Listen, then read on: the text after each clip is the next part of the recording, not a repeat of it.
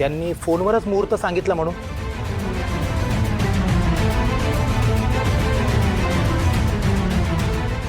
मग ताई, तुम्ही कुठे गेला होता?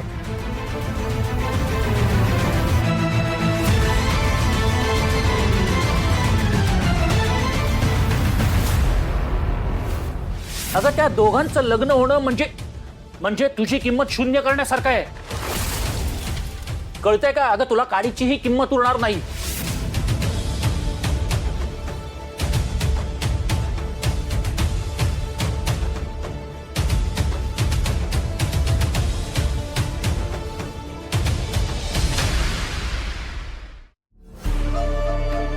बाप रे आत्या, काय हे?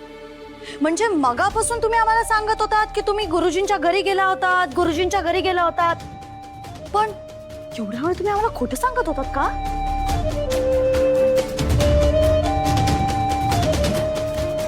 अक्षय, अरे बाप रे.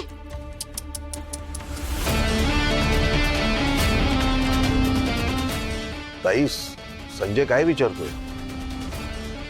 म्हणजे तू गुरुजींकडे गेली नव्हतीस का? अगं मी सकाळी तुला विचारलं मी येतो तुझ्या बरोबर, तू मला म्हणालीस की येऊ नकोस म्हणून. मला कळत नाही गुरुजींचं नाव पुढे करण्याची काय गरज होती? म्हणजे तुझं स्वतःचं काही काम असेल हरकत नाही, पण ते काम आम्हाला सांगायला काय प्रॉब्लेम होता? ते सगळं का लपवलंस आमच्यापासून? अहो सांगा ना, का खोटं बोलताय तुम्ही? काय काय लपवताय आमच्यापासून? श्रेयससाठी. हा?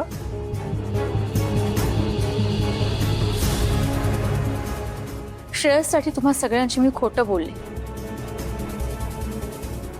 तुझ्यावरच्या प्रेमामुळे माझ्या हातून हे सगळं घडलं.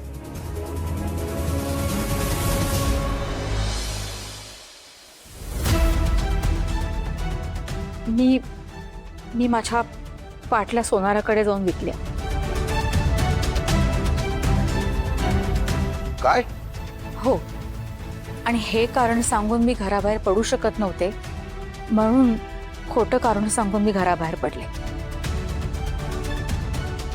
अगं पण ताई, तू पाटल्या का विकल्यास? मला कळत नाही श्रेयसचा काय संबंध? श्रेयससाठी पाटल्या विकल्यास मला खरंच काही कळलं नाही ताई. मोठ्या वकिलाची फी द्यायला पाटल्या विकल्यात मी.